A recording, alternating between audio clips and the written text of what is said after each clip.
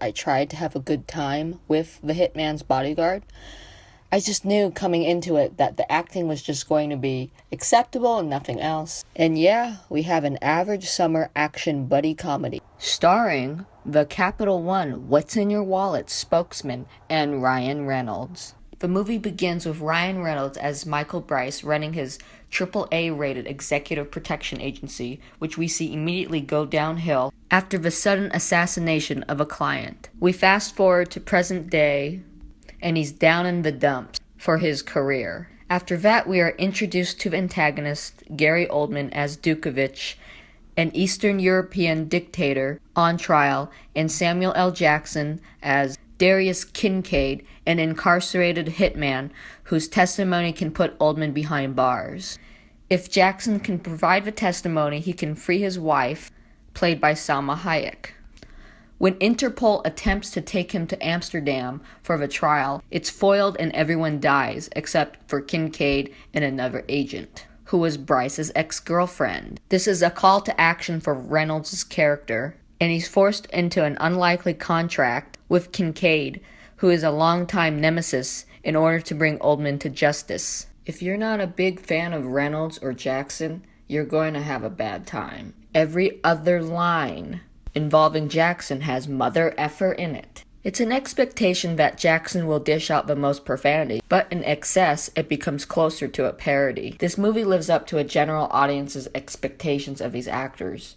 Like I said before, Jackson is his usual cool, profane, bending the rules and defying deaf mother effing self, and Reynolds is a straight and narrow by-the-book wisecrack. This was directed by Patrick Hughes. He directed The Expendables 3, and it's unsurprising that he did, considering this movie. This film wasn't as funny as advertised, and the trailers were more entertaining than sitting through 2 hours straight of Reynolds and Jackson's partnership. I felt like that this movie couldn't decide whether it wanted to be a comedy or an action film, and it didn't do a good job at being a hybrid either. I'll give credit to the action though, since I thought that was at least done decently. Regardless if this was a comedy or not, could it have held its own as an action flick? I think it could, but considering Hughes' work on The Expendables 3, not that the third movie was that good, but it can satisfy one's need for geriatric testosterone-loaded action scenes.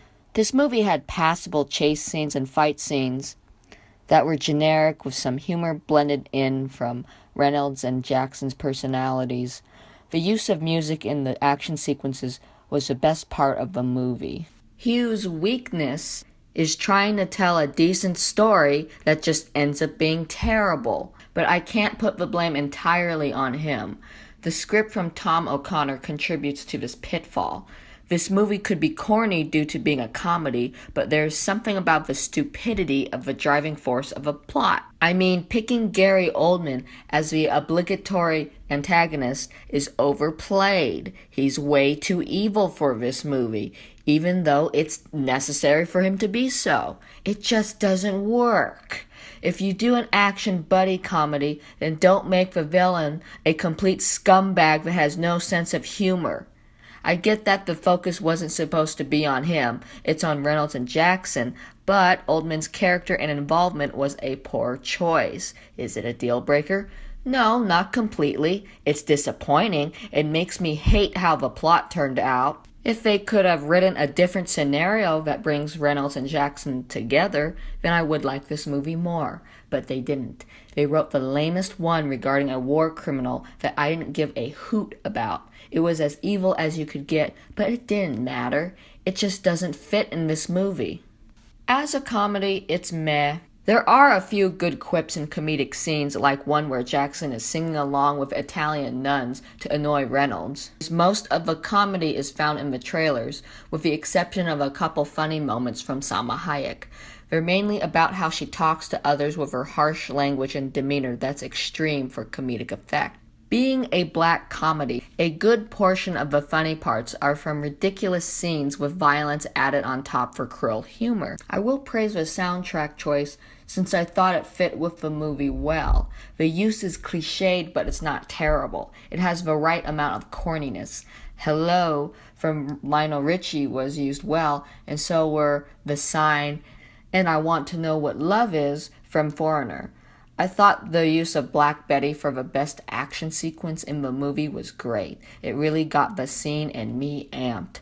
Dancing in the Moonlight fits too, and a lot of the popular and/or classic rock songs work well because they're good songs and they go with the scene.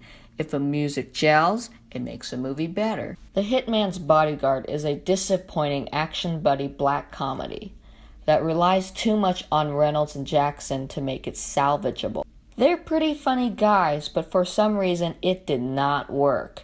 Jackson was too mother effery that it was a waste of his persona. Reynolds only made the film better slightly, but his whining can get cumbersome after a while. Salma Hayek gets the job done for her purpose, and her role practices moderation, which this movie sorely needed from its personality. Oldman was an ineffective choice for the villain.